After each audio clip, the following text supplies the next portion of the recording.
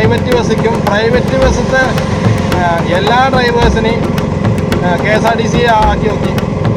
റോഡല്ല, ചെറിയൊരു നാട്ടുചന്ത പറയില്ലേ, ഇത് ആദ്യം അത്രയും ഉണ്ടായിരുന്നില്ല കേട്ടോ. ഇപ്പോൾ ഈ റോഡ് വന്നതോടുകൂടി പിന്നെ ഒന്നുകൂടി ഇങ്ങോട്ട് വലുതായി.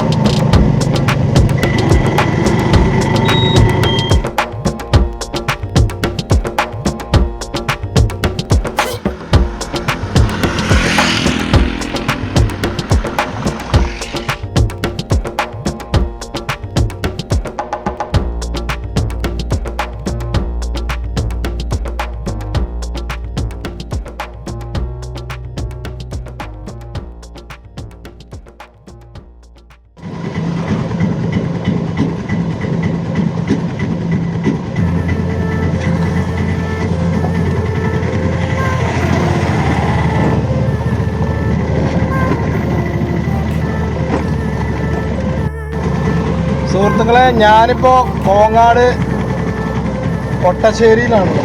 അപ്പോൾ ഇവിടെ റോഡിൻ്റെ പണി മുഴുവനായിട്ടും കഴിഞ്ഞിട്ടില്ല. ഭയങ്കര പൊടിയാണ്. എങ്ങനെയാണ് ഇതിക്കടെ യാത്രക്കാർ നടന്നു പോകണമെന്ന് അറിയാത്ത, ഈ സാധാരണ ബൈക്കിലും നടന്നു പോകണവരൊക്കെ ഉണ്ടാവില്ല, അവരൊക്കെ എങ്ങനെ പോകണം. പിന്നെ അത് മാത്രമല്ല, ഇവിടുന്ന് അങ്ങോട്ട് പിന്നെ ഫുള്ള് പൊടിയാണ്. ഇപ്പം അതൊന്നും പറയണ്ട, മൊത്തം പൊടിയും കൊണ്ട് 5 കളി. എങ്ങനെയാണ് ഇവിടെ കടകളും ഒരുപാട് കടകളൊക്കെ ഉണ്ട്. ആൾക്കൊക്കെ ദിവസം ഇങ്ങനെ പൊടി വന്നു കയറിക്കൊണ്ടേ ഇരിക്കുക. കാരണം ഓരോ വണ്ടികളും ഇങ്ങനെ പോകുമ്പോൾ ആ പൊടികളായിട്ട് കടകളുടെ ഉള്ളിൽ കയറിയിട്ട് ചിലപ്പോൾ പൊടികൾ ചായ കുടിക്കേണ്ടാവുന്ന ചാൻസ് തോന്നുന്നുണ്ട്. എന്താ പള്ളി. അപ്പോൾ സുഹൃത്തുക്കളെ, ഇതാണ് കൊട്ടശ്ശേരി കേട്ടോ. ഇതാണ് കൊട്ടശ്ശേരി. അപ്പോൾ നമുക്ക് മണ്ണാർക്കാട് റോഡിലേക്കാണ് കയറേണ്ടത്. ഇതാണ് മണ്ണാർക്കാട് റോഡ്. അപ്പോൾ ഏകദേശം റോഡിൻ്റെ പണിയൊക്കെ കഴിഞ്ഞിട്ടുണ്ട്. അപ്പോൾ ഞാൻ ഈ വഴി വന്നപ്പോൾ ഒന്ന് കാണിച്ചു തരാമെന്ന് കരുതി.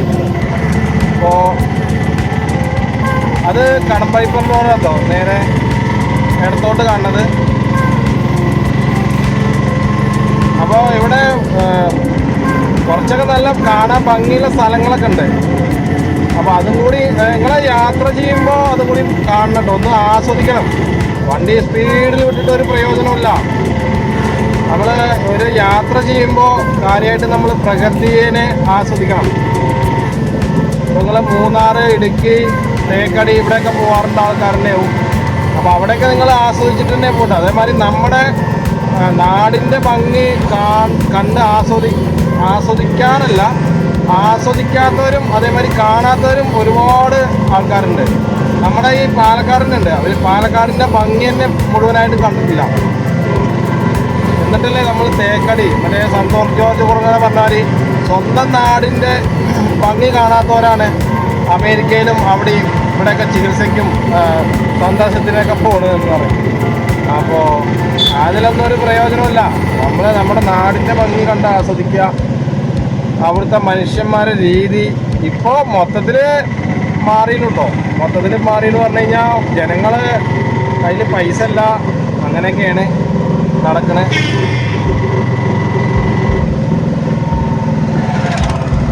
പിന്നെ ഇതാണ് ചെറായ. കാരണം നല്ല ഭംഗിയുള്ള സ്ഥലം കേട്ടോ. 2 സൈഡിൽ കൂടെ ചെടികളൊക്കെ വെച്ച് പിടിപ്പിച്ചിട്ടേ കാണാൻ നല്ലൊരു അടിപൊളി ഏരിയയാണ്.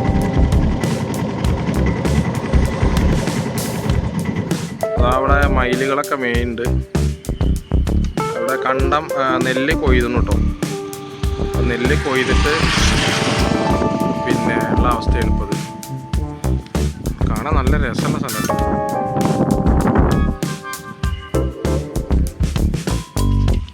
ശരി, ഇതെന്താ സംഭവം ശരിക്കും? നിലവിലെ പോലെ എന്തൊക്കെ ചെയ്ത് അതായത് എങ്ങനെ റോഡിന്റെ എന്തൊക്കെ ഇതിൽ വരിക? ആസ് ബിൽഡ് എന്ന് പറയുന്നത്. ആസ് ബിൽഡ് അല്ലേ? നിങ്ങൾ എന്തൊക്കെ ചെയ്തെന്നുള്ള ഫുള്ളോല് സ്ട്രക്ചർ മുഴുവൻ പോയിന്റ് എടുക്കാൻ പറ്റും. അതായത് ഇതിൽ എന്തൊക്കെയാണ് ശരിക്കും നമ്മളെ പ്രേക്ഷകർക്ക് കൂടി ഒന്ന് പറഞ്ഞു കൊടുക്കുക. നമുക്ക് എന്താ നിലവിൽ പോലെ എത്ര മീറ്റർ റോഡ് വീതി എത്ര ഇട്ടണ്, സൈഡിൽ റിട്ടേൺ അങ്ങനെ കെട്ടണം, എന്താ സൈറ്റിൽ എന്താ മാറ്റം വന്നതെന്ന് കാണാൻ പറ്റും. ഇതിൽ കാണാൻ പറ്റും അല്ലേ? ഡ്രോയിങ് ചെയ്തതിന് ശേഷം ഒക്കെ സബ്മിറ്റ് ചെയ്തതിന് ശേഷം ചെയ്തിട്ടുണ്ടാവും അല്ലേ? ഇതൊക്കെ സബ്മിറ്റ് ചെയ്യും. അതെ, മണ്ണാർക്കാട് ഒരു ടീമിനെ കണ്ടുവരുന്നു. ഇല്ല, നമ്മളെ പാർട്ടിയാണ്. നിങ്ങളുടെ പാർട്ടിയാണ്? 4 ആൾക്കാരുണ്ട്. 4 ആൾക്കാർ. സ്റ്റാർട്ടിങ്ങിൽ 2 ആൾക്കാരും 2 ആൾക്കാർ. ഇതിപ്പോൾ ഈ കോട്ടശ്ശേരിയിൽ നിന്ന് മണ്ണാർക്കാട്ടിക്കും അതോ മണ്ണാർക്കാട്ടിക്കാണ്? അത് സാറ്റലൈറ്റിൽ ഇങ്ങനെ നേരെ വർക്ക് ചെയ്യുന്നത്. സാറ്റലൈറ്റ്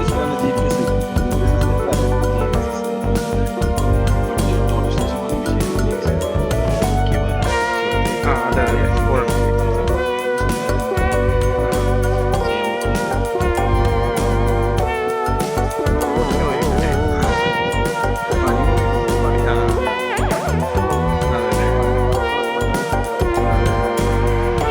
പേരെന്താ? യാസിൻ. എവിടെ വീട്? മലപ്പുറം അരീക്കോട്ടാണല്ലേ. ഇവിടെ നല്ല രസമാട്ടോ വൈകുന്നേരത്ത് ഇരിക്കാൻ. അതായത് ഒരു വൈബ് മൂഡ് എന്ന് പറയില്ലേ, അടിപൊളി സ്ഥലമാട്ടോ ചെറായ. അപ്പോൾ നിങ്ങൾ യാത്ര ചെയ്യാം. യാത്ര ചെയ്യുമ്പോൾ ഇതൊക്കെ കാണണം. ഇവിടെ നിന്നല്ല കേട്ടോ, എവിടെയാണെങ്കിലും യാത്രയിൽ നിങ്ങൾ പരമാവധി പ്രകൃതി ഭംഗി ആസ്വദിച്ചിട്ട് യാത്ര ചെയ്യാം. അപ്പോൾ നിങ്ങൾക്ക് മൈൻഡ് റീഫ്രഷ് ആവും, ടെൻഷനും കാര്യങ്ങളൊന്നും ഉണ്ടാവില്ല. ആകെ ഒരു മൊത്തത്തിലൊരു അടിപൊളി മൂഡും കൂടി ആവും. പിന്നെ സുഹൃത്തുക്കളെ, നമ്മൾ പുതുവർഷത്തിൻ്റെ ദിവസം ജനുവരി 1-ാം തീയതിയാണെന്ന്. അതിൽ നമുക്ക് എന്തൊക്കെ മോശമായിട്ടുള്ള വാർത്തകളാണ് കേട്ടത്. നമ്മൾ കേൾക്കാൻ പാടില്ലാത്തതൊക്കെ കേട്ടുകൊണ്ടേയിരിക്കുക ഓരോ ദിവസവും. 16 വയസ്സുകാരൻ ഒരു യുവാവിനെ കുത്തിക്കൊന്നു. അതേപോലെ പലതും മോശമായിട്ടില്ല. എന്തതിങ്ങനെ നമ്മുടെ സിസ്റ്റം ആകെ മാറിപ്പോയിരിക്കുകയാണ്. നമ്മുടെ സിസ്റ്റത്തിന് ഒരുപാട് മാറ്റങ്ങൾ വരുത്തേണ്ടതായിട്ടുണ്ടെന്നാണ് എൻ്റെ ഒരു അഭിപ്രായം. ഇനി പോകുമ്പോൾ വേറെ പറയാം. അവിടെ ഒരു സംഭവം കാണിച്ചു. അവിടെ ഒരേ പ്രായമായിട്ടുള്ള കുറേ കവുങ്ങൻ തൈകൾ, എനിക്കത് പിന്നെ കായൊന്നും ആയിട്ടില്ല തോന്നുന്നുണ്ട്. അപ്പോൾ എല്ലാത്തിനും എങ്ങനെ പറയാം, കൂട്ടം തെറ്റിയ നായ്ക്ക് തീട്ടം കൂടി കിട്ടില്ല എന്ന്. അത് ഞാൻ പറഞ്ഞല്ലോ കേട്ടോ, മമ്മൂക്കയോ ഏതോ ഒരു സിനിമയിൽ പണ്ടത്തെ ഒരു സിനിമയിൽ. അപ്പോൾ ഇതാണ് നമ്മുടെ കേരളം. കൂട്ടം തെറ്റിയാൽ പിന്നെ ഒരാൾ അംഗീകരിക്കില്ല, സമ്മതിക്കില്ല. അപ്പോൾ ഇവിടെ നിങ്ങൾ കണ്ടിട്ടുണ്ടാവും കേട്ടോ സുഹൃത്തുക്കളെ. ഇതൊക്കെ ഞാൻ ആദ്യമായിട്ട് എടുത്ത് കാണിച്ചു തരുന്നത്. റോഡ് നല്ല അടിപൊളി റോഡാണ്. എല്ലായിടത്തും ഓരോ സൈൻ ബോർഡുകളുണ്ട്. ഇറക്കേണ്ടോടത്തും കയറ്റം കയറേണ്ടോടത്തും പാലം വരുന്നിടത്തൊക്കെ ഓരോരോ സൈൻ ബോർഡുകൾ വെച്ചിട്ടുണ്ട്. അതേപോലെ തന്നെ സീബ്ര ലൈന് പ്രത്യേകമായിട്ട് എടുത്ത് മാറ്റി മറിച്ച് വെച്ചിട്ടുണ്ട്. ഏകദേശം നമ്മൾ ഉമ്മനേരി എത്താറായിട്ടോ. പിന്നെ ഞാൻ ഈ ബ്രോക്കൺ ലൈനിൻ്റെ കാര്യം പറഞ്ഞില്ലേ, അതായത് ഇവിടെ നമുക്ക് അങ്ങോട്ടും ഇങ്ങോട്ടുമൊക്കെ ഓവർടേക്ക് ചെയ്യാം. സീബ്ര ലൈനിൽ നമുക്ക് പ്രത്യേകമല്ല, ശരിക്ക് കാൽനട യാത്രക്കാർക്കുള്ള അവകാശമാണ് പിന്നെ സീബ്ര ലൈന് പറഞ്ഞത്. അപ്പോൾ നമുക്ക് ഓവർടേക്ക് ചെയ്യാൻ പാടില്ലാത്ത ഇവിടെ നിൽക്കൊരു നീണ്ട ലൈനാണ്. വെള്ളവര ഇല്ലെങ്കിൽ മഞ്ഞവര വരികയാണെങ്കിൽ അവിടെ നിങ്ങൾ ഒരിക്കലും ഓവർടേക്ക് ചെയ്യരുത്, അപ്പുറത്തേക്ക് പാസ് ചെയ്യരുത്. ഇനി പാസ് ചെയ്യാൻ അത്രയും അർജൻ്റ് ആണെങ്കിൽ പോലും നിങ്ങൾ മറ്റുള്ള വാഹനങ്ങളെ അറിയിച്ചിട്ട് വേണം പാസ് ചെയ്യാൻ, ഇല്ലെങ്കിൽ അത് പ്രശ്നം തന്നെയാണ്. അപ്പോൾ ഇവിടെ ഇതാണ് ഉമ്മനഴി വന്ന സ്ഥലം കേട്ടോ. അത്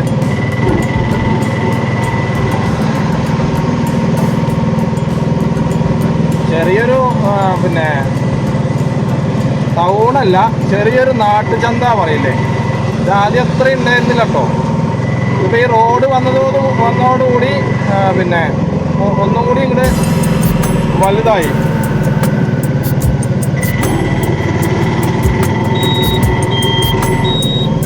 അപ്പോൾ നിങ്ങളുടെ ഇടതുവശത്തേക്ക് നേരെ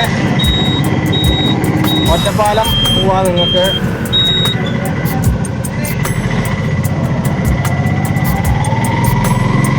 ഉമ്മനഴി കഴിഞ്ഞു. പിന്നെ ഇവിടെയൊക്കെ നിങ്ങൾ കണ്ടിട്ടുണ്ടായിരിക്കാം.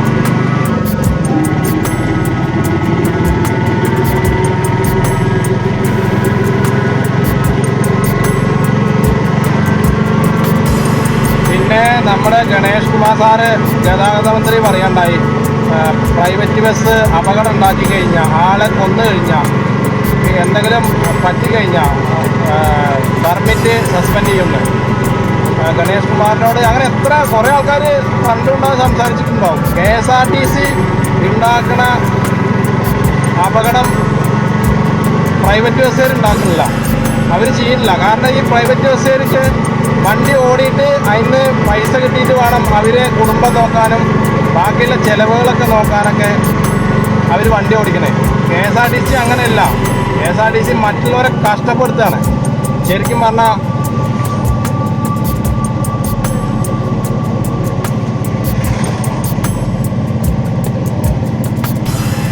ഇവിടെ വലിയൊരു ടർഫുണ്ട് കേട്ടോ, അത് കാണിച്ചു തരാം.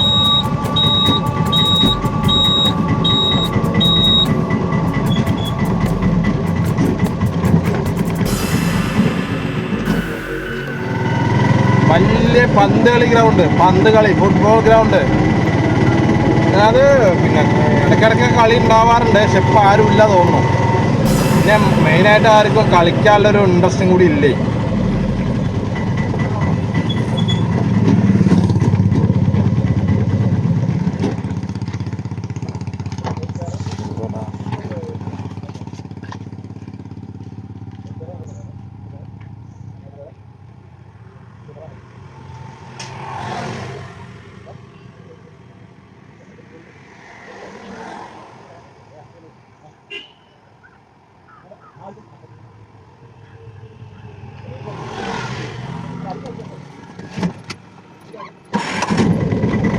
അതെ, ഞാൻ അവിടെ പോകുമ്പോൾ പൈസ ഇടാമെന്ന് പറഞ്ഞിട്ടുണ്ടായിരുന്നു. അപ്പോൾ പൈസ ഇട്ടില്ലെങ്കിൽ എന്താ അറിയോ, നമുക്ക് തന്നെയാണ് ദോഷം. അപ്പോൾ ഇനി എന്തായാലും നല്ലൊരു ദിവസം ആവട്ടെ. ഇനി എന്നും നല്ലൊരു ദിവസം നമുക്ക് നല്ല രീതിയിൽ പോകണമെന്നും നല്ല രീതിയിൽ ഡ്രൈവ് ചെയ്യണമെന്നൊക്കെ ആഗ്രഹമുണ്ട്. പക്ഷേ ചില ആൾക്കാർ അതിന് മുടക്കം വരുത്തുന്നുണ്ട് പറയുമ്പോൾ പിന്നെ എന്താ ഇനി പറയാം. നമ്മൾ വേറൊന്നും മനസ്സിലാക്കണ്ട. നിങ്ങൾ ഡ്രൈവ് ചെയ്യുമ്പോൾ നിങ്ങൾക്ക് നിങ്ങളുടെ ജീവൻ വേണം. എൻ്റെ ജീവൻ കൊണ്ട് അല്ലെങ്കിൽ എൻ്റെ ഡ്രൈവ് കൊണ്ട് മറ്റുള്ളവർ സന്തോഷിക്കട്ടെ, മറ്റുള്ളവർക്കൊരു ബഹുമാനം കിട്ടട്ടെ എന്നുള്ള രീതിയിലായിക്കോട്ടെ ഡ്രൈവിങ്. അപ്പോൾ ഉഷാറായിട്ട് നടക്കും. അല്ലാതെ ഈ കാറ് അങ്ങോട്ട് എടുക്കുമോ അല്ലെങ്കിൽ ബൈക്കാണ് എടുത്ത് അങ്ങോട്ട് പോകുമ്പോൾ അത് മറ്റുള്ളവർക്ക് അപകടം വരുന്നതും കൂടി ശ്രദ്ധിക്കണം. അപ്പോൾ KSRTC സാറിനോട് ഞാൻ പറയട്ടെ, സാറേ നിങ്ങളെന്ത് KSRTC എന്തൊക്കെ അപകടങ്ങൾ വരുത്തിനോ, KSRTC കൂടി കൂട്ടിമുട്ടിയിരുന്നു. ഇവിടെ കോട്ടയത്ത് ഏതൊരു പള്ളി ഇവിടെ കവാടം ഇടിച്ചു പൊളിച്ചിരുന്നു. അങ്ങനെ എന്തൊക്കെ പറയുകയാണെങ്കിൽ KSRTCനെ കുറിച്ച് പറഞ്ഞു കഴിഞ്ഞാൽ 1000 നാവുള്ള അനന്തന് പോലും പറ്റില്ല എന്ന് പറയുന്നത്. ആദ്യം ഞാൻ പറയട്ടെ, നിങ്ങൾ വേണമെങ്കിൽ ഒരു ചേഞ്ച് വരുത്തിക്കോളി. KSRTCത്തെ ഡ്രൈവർമാർ മൊത്തം പ്രൈവറ്റ് ബസ്സിക്കും, പ്രൈവറ്റ് ബസ്സിത്തെ എല്ലാ ഡ്രൈവേഴ്സിനെയും KSRTC ആക്കി നോക്കി.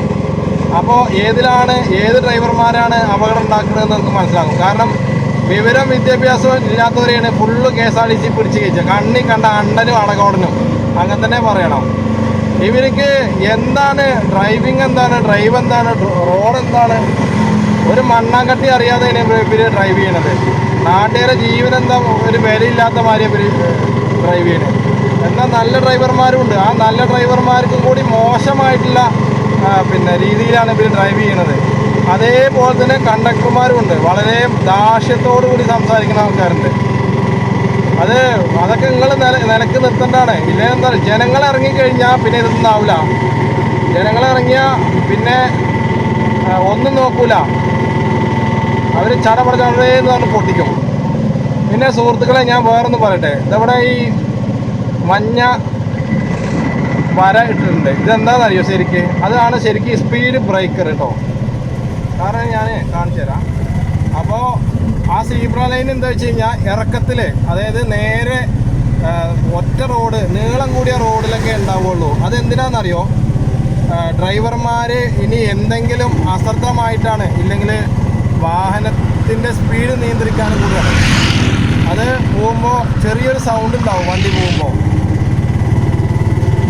അപ്പോൾ വാഹനത്തിന് ഡ്രൈവർക്ക് അറിയാൻ കഴിയും. അപ്പോൾ നല്ല ഏരിയ കേട്ടോ, ഞാൻ കാണിച്ചു തരാം.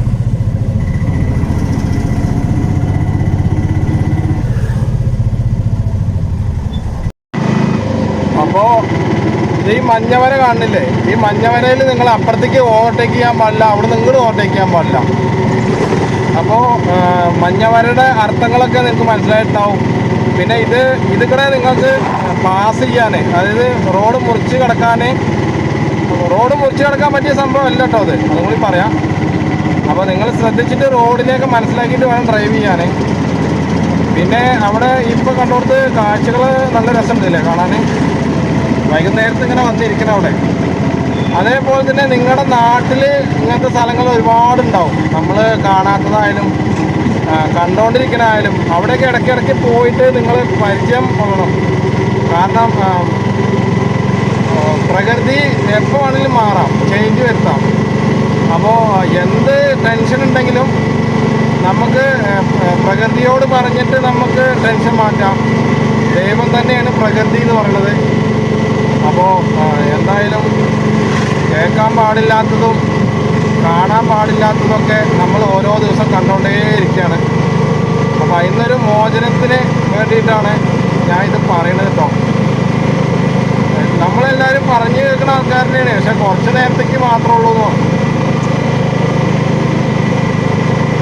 പിന്നെ പൊതുവെ എല്ലാവരും ഒറ്റയ്ക്കാണ്, ഒറ്റയ്ക്ക് മാത്രം, അത്ര തന്നെ ഉള്ളൂ. ഒറ്റയ്ക്കായിട്ടാണ് വന്നതും ഒറ്റയ്ക്ക്, പോണതും ഒറ്റയ്ക്ക്.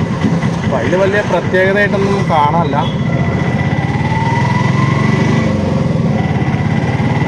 എന്തായാലും നല്ലൊരു ദിവസമാവും നാളെ, അങ്ങനെ പ്രതീക്ഷിച്ചിട്ട് നമുക്ക് പോവാം.